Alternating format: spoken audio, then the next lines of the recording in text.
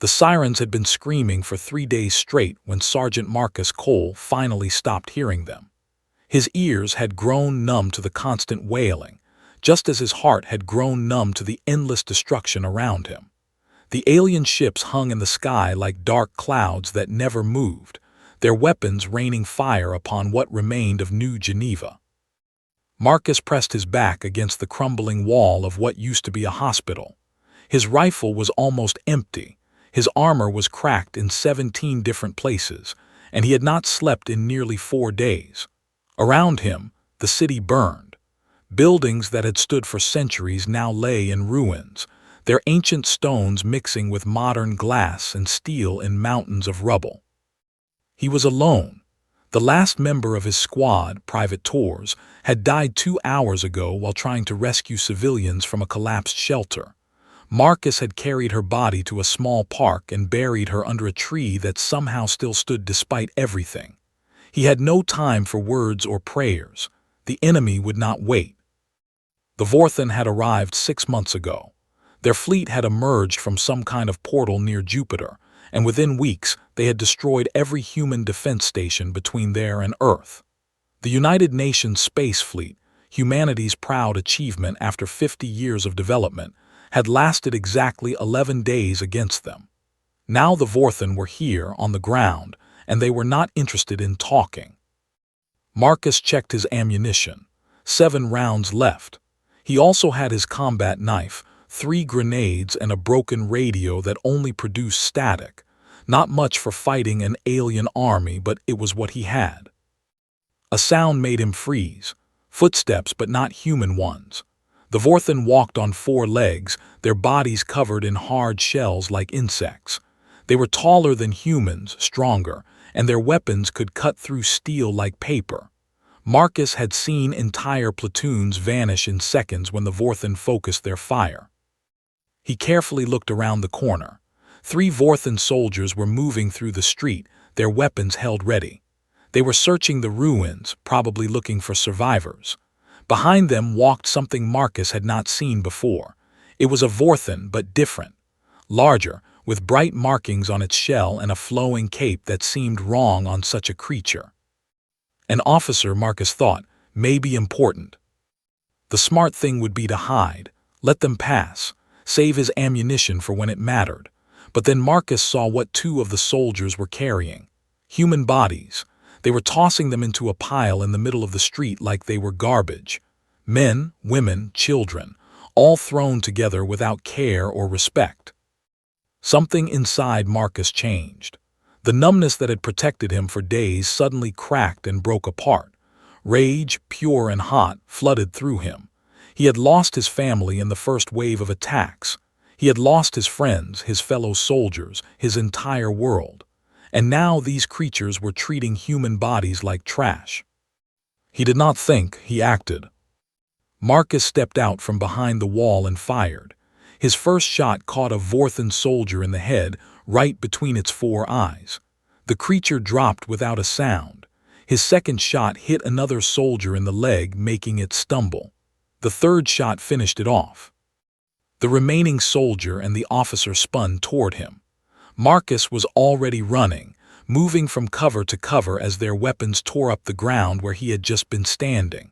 He fired twice more, missing both times, then dove behind a wrecked vehicle. The Vorthen were clicking to each other in their strange language. Marcus could not understand the words, but he knew what they meant. They were going to flank him, surround him, kill him. Standard tactics. He had seen it 100 times. But this time was different. This time Marcus was not trying to survive. He was trying to hurt them, to make them feel something, even if it was just surprise. He pulled out a grenade, counted to 3, and threw it high over the vehicle. The explosion was not aimed at the soldiers. It was aimed at the wall behind them. Tons of concrete and steel came crashing down, filling the street with dust and debris. In the confusion, Marcus ran. Not away from the enemy, toward them. The officer was still standing, protected by its tough shell. Marcus emptied his remaining rounds into it, but the bullets only scratched the surface. The creature swung at him with one of its long arms, and Marcus felt his rifle shatter as the blow connected. The force sent him flying backward, and he landed hard among the human bodies. For a moment, everything went dark.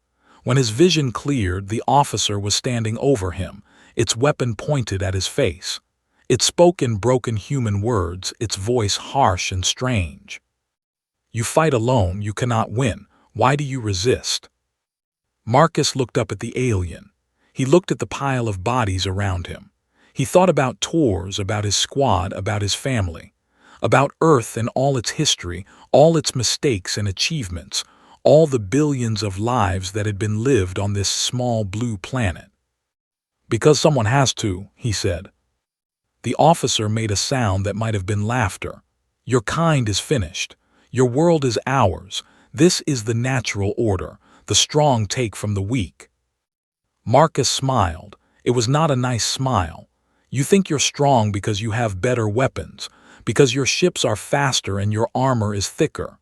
He slowly pushed himself up to a sitting position, his hand moving toward his boot where he kept his knife. "You have no idea what strength is." The officer tilted its head, curious despite itself. "Explain." "Strength is getting up when you should stay down. Strength is fighting when you cannot win. Strength is being kind when the world gives you nothing but pain. Strength is hope." Marcus's hand found the knife. "And as long as one human is still breathing, hope is not dead." He moved faster than the officer expected. The knife flashed up, finding the gap between the plates of armor where the creature's arm met its body. Dark blue blood sprayed across Marcus's face as the blade sank deep. The officer screamed and staggered back, its weapon falling from suddenly weak fingers. Marcus grabbed it before it hit the ground. The alien gun was strange in his hands, but weapons were weapons. He pointed it at the officer's head. "Wait," the officer said, and for the first time there was something like fear in its voice. "You could be useful. We could spare you, give you a place in our new order." Marcus thought about it for exactly 1 second. "No." The alien weapon made a sound like thunder, and the officer's head disappeared. Marcus stood alone in the ruined street, surrounded by death and destruction, holding an enemy gun and covered in alien blood. Somewhere in the distance, more Vorthen were coming. He could hear their clicking voices getting closer. There were probably hundreds of them, thousands. He was one man with a stolen weapon and more rage than sense. Marcus started walking toward the sounds.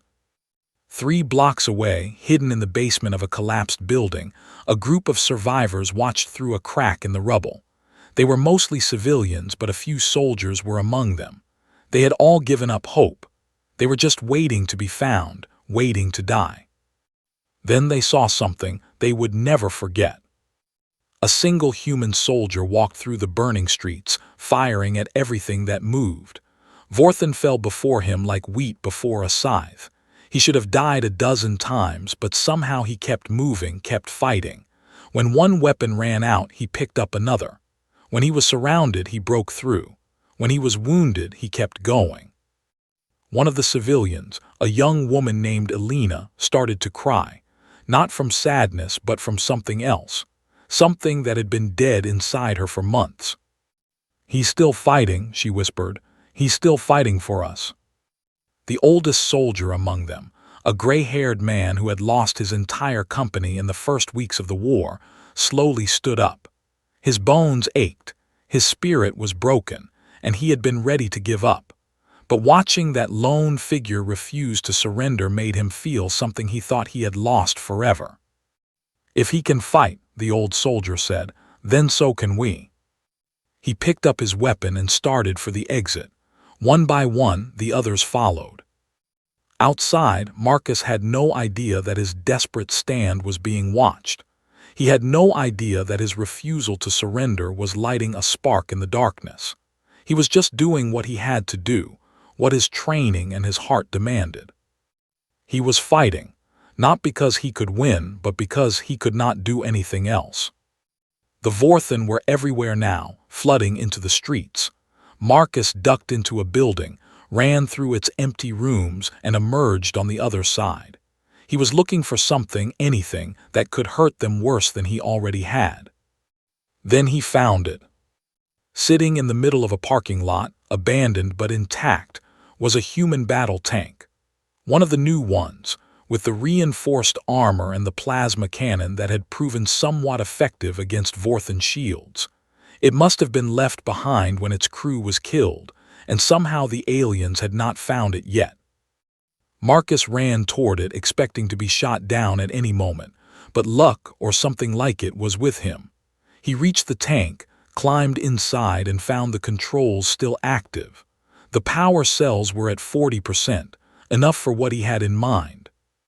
The tank roared to life, its treads crushing rubble as it turned toward the enemy. Marcus brought the main gun online and smiled that terrible smile again. "Let's see how strong you really are," he said, and opened fire. The survivors who had followed Marcus emerged from their hiding place, just in time to see the tank plow through a Vorthan barricade. They watched as it destroyed transport after transport, as it brought down a small alien ship that was hovering too low. They watched as a single human, in a single tank, made the invaders feel something they had not felt since arriving on Earth. Fear. The old soldier raised his weapon and started running toward the fight. Around him, others did the same. They were not many and they were not strong, but they were not going to hide anymore. The siege of New Geneva was far from over. The Vorthan still held most of the city, still had ships in orbit, still had more soldiers than humanity had survivors. But something had changed in those burning streets, something small but powerful. Hope had returned, and it had returned in the form of one soldier who refused to give up. Marcus did not know it yet, but his fight was just beginning, and he was no longer alone. The tank's cannon blazed again and again as Marcus pushed deeper into the Vorthan-held territory. Every shot found a target. Every explosion sent the aliens scrambling for cover. Behind him, growing with every passing minute, a small army of survivors followed. The battle for Earth was not over. It was just getting started. The tank ran out of power 6 hours later in the middle of what used to be the city's main square. Marcus had destroyed 12 enemy transports, 3 small ships, and more ground troops than he could count. The Vorthan had stopped advancing. For the first time since landing on Earth, they were actually retreating in some areas. But Marcus was spent. He could barely stand when he finally climbed out of the dead machine. The alien weapon he had taken was empty. His knife was broken, and he had at least 3 wounds that needed immediate attention. Blood ran down his face from a cut on his forehead, mixing with the dried blue blood of the officer he had killed. He stood there in the smoke-filled square, swaying on his feet, looking at the destruction around him. Fires burned on every side.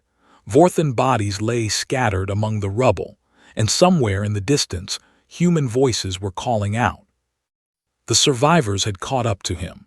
There were more of them now than when they started. His desperate charge had drawn people out of hiding all across the district. They came with whatever weapons they could find, whatever hope they could muster. Elena was the first to reach him. She grabbed his arm to keep him from falling. "You need medical attention," she said. Later, Marcus pointed toward the smoke rising from the north part of the city. "There's a refugee camp there. 3,000 people, last I heard. The Vorthan were sending troops that direction before I hit them. We need to make sure it's still standing." "You can't fight anymore. Look at you." Marcus looked at her. She was young, probably no more than 20, with fear still in her eyes, but also something else. Something that had not been there before. "Watch me," he said, and started walking north. He made it 12 steps before his legs gave out. Strong arms caught him before he hit the ground. The old soldier and 2 others lowered him gently onto a piece of flat rubble. "Rest," the old soldier said. "You've done enough for today." "Not enough," Marcus mumbled. "Never enough, not until they're gone." The old soldier looked at the young man lying before him. He saw the wounds, the exhaustion, the absolute refusal to stop. He had served in 3 wars before this one, had seen heroes and cowards and everything in between, but he had never seen anything quite like this. "What's your name, son?" "Cole, Marcus Cole, Sergeant 3rd Infantry Division." The words came automatically, or what's left of it. "Well, Sergeant Cole, I'm Colonel Harrison, and I'm telling you to rest. That's an order." Marcus looked up at him, confused. "Colonel, I thought all the officers." "Most of them." Harrison's voice was heavy with grief. "But not all, and thanks to you there are more of us still breathing than there were this morning." He gestured to the growing crowd of survivors. "You gave us something we lost. You gave us a reason to keep fighting." Marcus closed his eyes. Sleep was pulling at him, demanding he surrender, but he had one more thing to say. "It's not about me," he whispered. "It's never about one person, it's about all of us. Every human who ever lived, every human who ever will live. We matter, we're worth fighting for." His voice faded, and he slipped into unconsciousness. Alina covered him with a torn blanket while others stood guard. The Vorthan could come back at any moment, could finish what they started. But for now, in this small moment, the humans had won. Not the war, not even the battle, but something important nonetheless. They had won back their will to fight. Colonel Harrison looked at the unconscious sergeant and then at the people around him. Soldiers and civilians, men and women, young and old. All of them had seen the same thing. All of them had been changed by it. "Listen up," he said, his voice carrying across the square. "I know you're tired. I know you're scared. I know some of you think this is hopeless, that we can't win against an enemy with better technology and more soldiers. But I want you to look at this man." Everyone looked at Marcus. One soldier, one weapon, one tank. He took on an entire Vorthan battalion and made them run. He reminded us what we're capable of when we refuse to give up. Harrison's voice grew stronger. "We are human beings. We have survived ice ages and plagues. We have crossed oceans and conquered the sky. We have built wonders and made miracles. And we will not let these invaders take our world without a fight." A murmur went through the crowd. Some nodded, others gripped their weapons tighter. "Tomorrow we march north. We find that refugee camp and we protect it. We gather more survivors and we build an army. We learn the enemy's weaknesses and we exploit them. We fight with everything we have, and when that runs out, we fight with everything we are." Harrison took a deep breath. "Who's with me?" The response was not loud. It was not the roar of a confident army. It was quieter than that, but somehow stronger. One by one, every person in that square raised their hand. Alina knelt beside Marcus, checking his wounds with what little medical knowledge she had. He was hurt badly, but he would survive. He had to survive. They needed him. "No," she thought, "we need what he represents. The idea that one person can make a difference. That hope is always worth holding on to." She looked up at the smoke-filled sky, where the dark shapes of Vorthan ships still hung like executioners' axes waiting to fall. "We're going to win," she whispered, surprising herself. "Somehow, someway, we're going to win." In his unconscious state, Marcus Cole dreamed of his family. His mother, his father, his younger sister with her bright laugh and brighter future. They were all gone now, taken in the first wave of attacks before anyone knew what was happening. In the dream, they were having dinner together, like they used to every Sunday. His mother was asking about his work, his father was making terrible jokes, and his sister was rolling her eyes at all of them. Then the dream changed. The walls of the dining room became transparent, and through them Marcus could see thousands, millions, billions of other families. Across all of human history, every meal shared, every laugh enjoyed, every tear cried together. An endless tapestry of connection and love stretching back to the dawn of the species. His mother looked at him and smiled. "This is what you're fighting for," she said. "This is what matters." Marcus woke with tears on his face and the sun just beginning to rise. The smoke had cleared a little during the night, and for the first time in months, He could see patches of blue sky through the haze. Colonel Harrison was sitting nearby, keeping watch. The old soldier looked exhausted, but there was a light in his eyes that had not been there before. "Morning, Sergeant. How are you feeling?" Marcus sat up slowly, testing his wounds. Someone had bandaged them while he slept. Everything hurt, but everything worked. "Ready to fight, sir." Harrison nodded. "Good, because we've got a long way to go." He handed Marcus a canteen and some dried rations.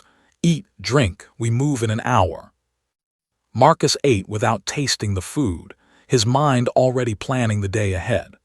The refugee camp in the north, the Vorthan positions between here and there, the resources they would need to gather, the strategies they would need to employ. He was just one man, but he was not alone anymore. And as the sun rose higher over the ruins of New Geneva, casting long shadows through the broken buildings, Marcus Cole understood something that would guide him through all the battles to come. Hope was not just a feeling, it was a weapon. And it was one the Vorthan had no defense against. The march north began exactly 1 hour later, just as Harrison had promised.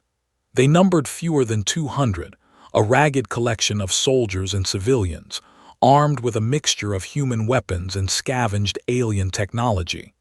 Marcus walked at the front, despite his injuries, because he knew the others needed to see him there. He had slept for only a few hours, but he felt stronger than he had in days. Maybe it was the rest, or the food, or the knowledge that he was no longer fighting alone. Maybe it was all of those things combined. Either way, he was ready. The first kilometer was quiet.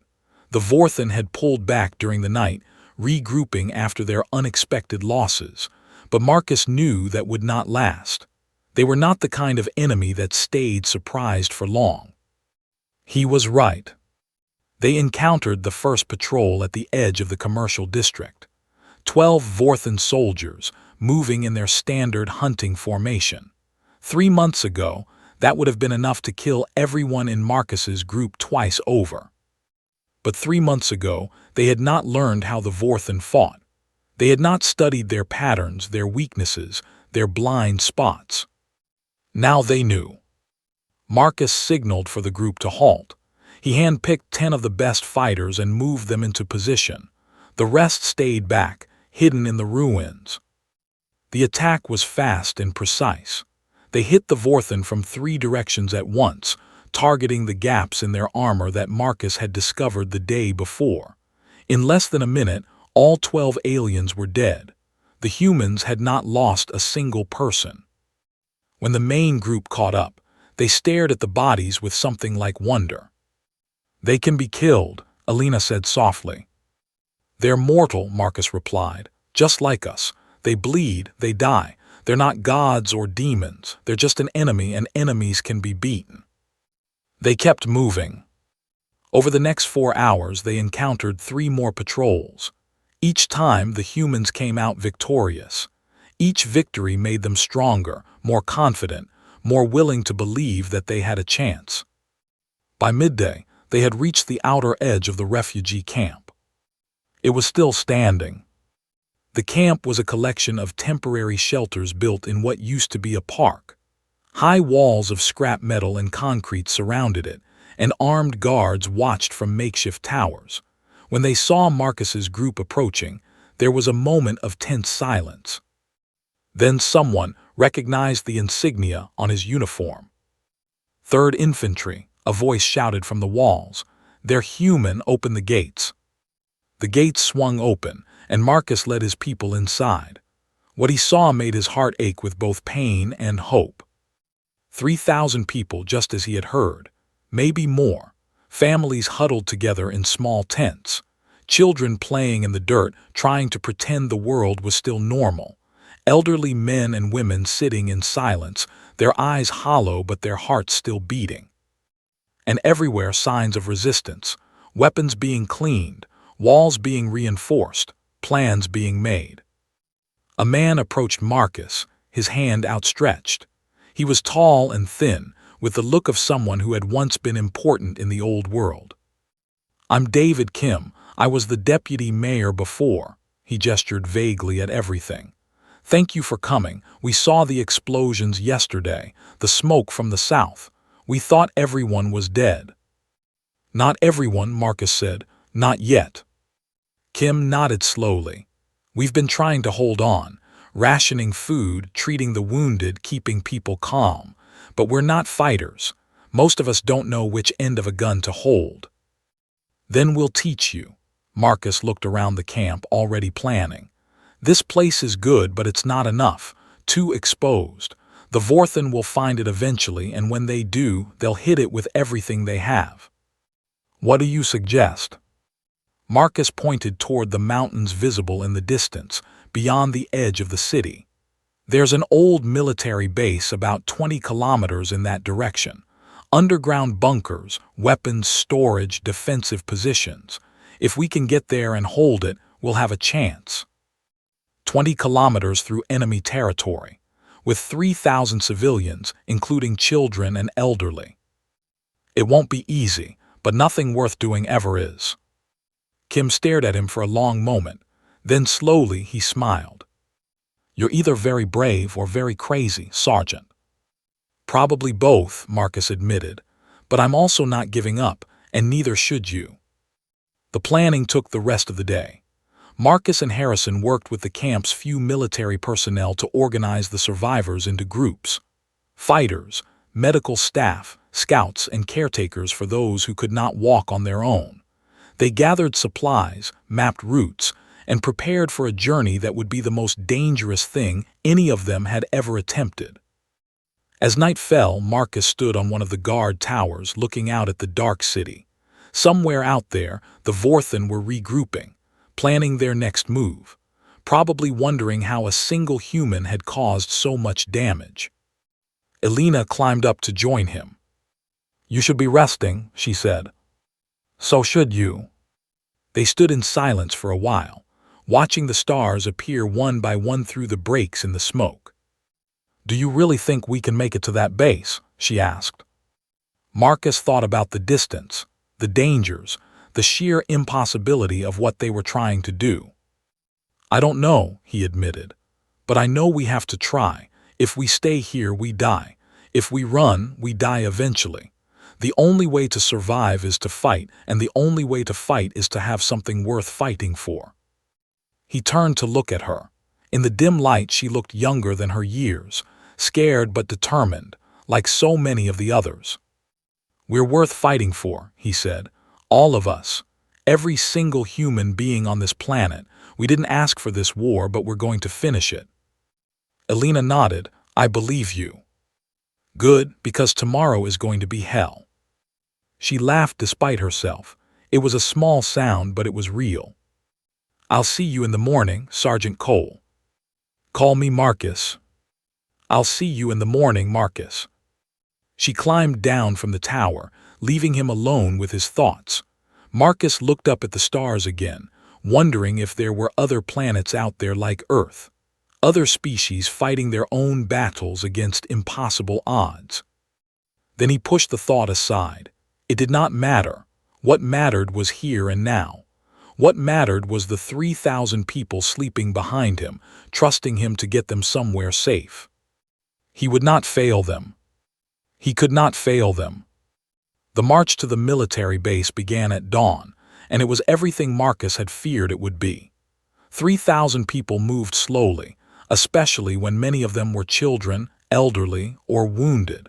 They had to take breaks frequently, had to send scouts ahead constantly, had to change routes when the Vorthen got too close. By the end of the first day, they had covered only 5 kilometers. At this rate, the journey would take 4 days. They did not have 4 days. On the second night, the Vorthen found them. Marcus was checking the perimeter when he heard the characteristic clicking of alien communication. He dropped to the ground immediately, pressing himself into the shadow of a ruined building. 3 Vorthen scouts were moving through the darkness less than 50 meters away. If they spotted the camp, it was over. Marcus did not think, he moved. He came up behind the last scout and drove his knife into the gap between its head and body. The creature died without a sound. He was on the second one before it could react, using the first alien's weapon to blast a hole through its chest. The third one turned and saw him, raised its weapon, and died when Marcus threw his knife with perfect accuracy. He stood there for a moment, breathing hard, listening. Nothing else moved in the darkness. Then he heard footsteps behind him, human footsteps. Harrison emerged from the shadows, his weapon raised. When he saw Marcus standing over 3 dead Vorthen, he lowered it slowly. "How did you know they were here?" "Heard them." Marcus retrieved his knife and cleaned it on the alien's cape. "They were close, too close. We need to move." "In the middle of the night, with all these people." "If we don't, we die." Marcus looked at the colonel. "There will be more scouts. This was just a patrol.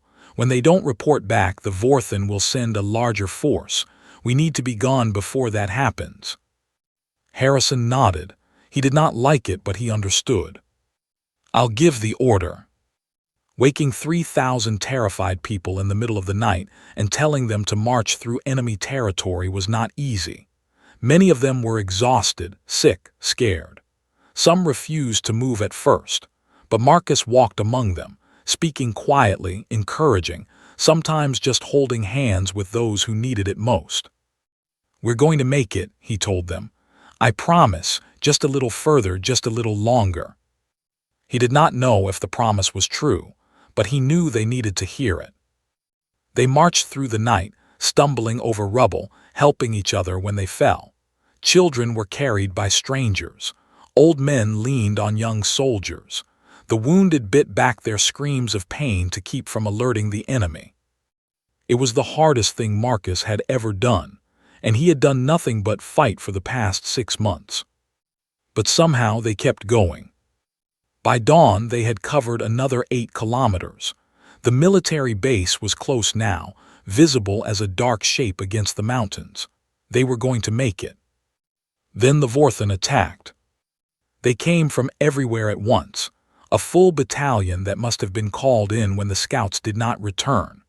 Hundreds of alien soldiers, plus 2 of their small attack ships, swept down on the fleeing humans like wolves on sheep. Marcus screamed for everyone to run. He grabbed a heavy weapon from one of the fighters and turned to face the enemy, along with Harrison and maybe 30 other soldiers. They were going to die. They all knew it, but they were going to buy time for the rest. The battle was chaos. Explosions everywhere, the clicking screams of dying Vorthen mixing with the cries of wounded humans. Marcus fired until his weapon overheated, grabbed another, fired again. He took hits to his armor, his leg, his shoulder. Blood ran down his face and he could barely see. But he did not stop. He could not stop. Alina was leading the civilians toward the base, their destination so close now. Behind her, she could hear the sounds of the battle, the sacrifice being made so they could escape. Tears streamed down her face, but she did not slow down. "Keep moving," she shouted. "Don't stop, don't look back." The gates of the military base appeared ahead. They were open, and inside she could see defensive positions, bunkers, safety. They were going to make it. Then she heard the scream. She looked back despite her own orders. What she saw would haunt her forever. Marcus was surrounded. At least 20 Vorthen were closing in on him, and he was still fighting. Still firing, still stabbing, still refusing to fall. The other human soldiers were down, dead or wounded, and he was the last one standing. He was buying time with his life. Alina stopped. Every instinct screamed at her to keep running, to save herself, to save the people she was leading. But something else, something deeper, made her turn around. She picked up a weapon from a fallen soldier and started running back toward the fight. Others followed her. Civilians who had never held a gun before, children carrying rocks, elderly men with nothing but their bare hands. They streamed back toward the Vorthen, not because they thought they could win, but because they would not let Marcus Cole die alone. The aliens were confused. This was not how prey was supposed to behave. Prey ran. Prey hid.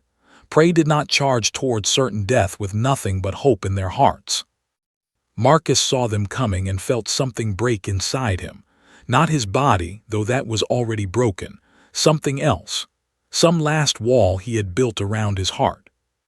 These people, these ordinary, fragile, beautiful people, they were coming to save him. They were worth everything. With his last strength, Marcus raised his weapon and charged the enemy one final time. The Vorthan fell back before him, not from his shots, but from the sheer, impossible fury of a human who refused to die. And behind him, a wave of humanity crashed into the alien line. It should have been a slaughter. It almost was, but sometimes in the darkest moments miracles happen. Someone, Marcus would never know who, managed to get inside one of the Vorthan ships that had landed to deploy troops.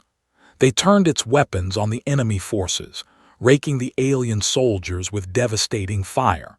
The battalion, caught between the ship's guns and the mad charge of the humans, began to retreat.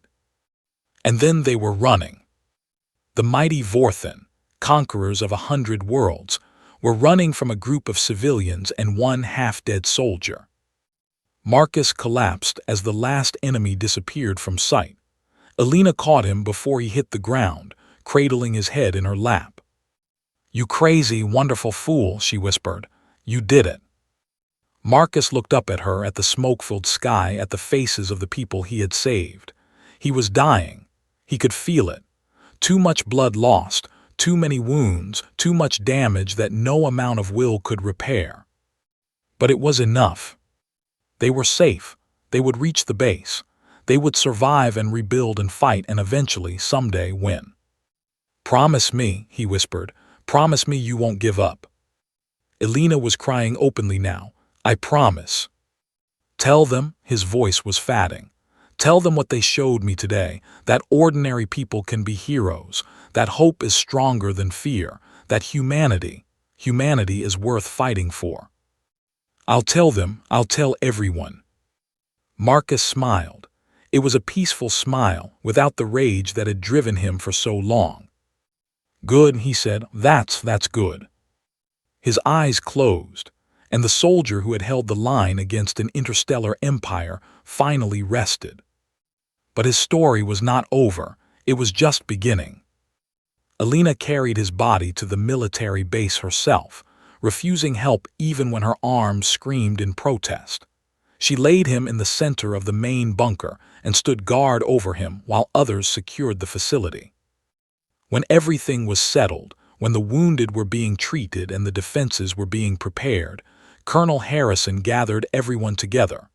3,000 survivors, plus the reinforcements they found hiding in the base itself. More than 4,000 humans, all looking at the body of one man. Harrison spoke. He told them about Marcus Cole, about his impossible charge through New Geneva, about his refusal to surrender, about his final sacrifice. He told them about the tank and the patrols and the night march. He told them about hope. When he was finished, there was silence. Then Alina stepped forward. "He asked me to tell you something," she said. "He said that ordinary people can be heroes, that hope is stronger than fear, that humanity is worth fighting for." She looked around at all of them. "He proved it. Every day of the siege he proved it, and now it's our turn." She raised her fist to the sky. "For Earth," she shouted. "For everyone we've lost, for Marcus Cole." The answer came back from 4,000 voices, shaking the walls of the ancient bunker. "For Marcus Cole." In the weeks and months that followed, the legend grew. Stories of the siege of New Geneva spread from survivor to survivor, from city to city, from continent to continent. They told of a soldier who refused to die, who gave humanity hope when all seemed lost. The tide of the war began to turn. It was not fast and it was not easy. The Vorthan were still powerful, still dangerous, still holding most of the planet. But something had changed in the human resistance. They fought harder, smarter, with a fierce determination that the aliens could not understand. They fought like Marcus Cole. 2 years after the siege, the last Vorthan ship lifted off from Earth and disappeared through the portal near Jupiter. The survivors, millions of them now, watched it go with tears in their eyes. They had won. Against all odds, against all logic, against everything the universe had thrown at them. They had won. Alina stood at the memorial they had built in the center of New Geneva. It was a simple statue, showing a soldier with a raised weapon, face turned toward the sky. At its base was a plaque with words she had written herself. Here stood Marcus Cole. He taught us that one person can make a difference. He showed us that hope never dies. He gave us the courage to save ourselves. She placed flowers at the base of the statue and stepped back. Around her, the city was rebuilding. Children played in parks. Families shared meals in the open air. Life was returning to Earth. But they never forgot. Every year on the anniversary of the siege, people from all over the world came to this spot. They stood in silence, remembering. Then, at exactly noon, they raised their fists to the sky and shouted the words that had become their battle cry. For Earth, for everyone we've lost, for Marcus Cole. And somewhere, in whatever place heroes go when their work is done, Marcus smiled. He had promised to fight until the end. He had promised to never give up. And in the end, that was exactly what he did. The story of Earth's soldier who survived the interstellar siege became legend. It was told to children, taught in schools, passed down through generations. It reminded humanity of what they were capable of when they stood together. Valor had created hope amid destruction. And hope had saved them all.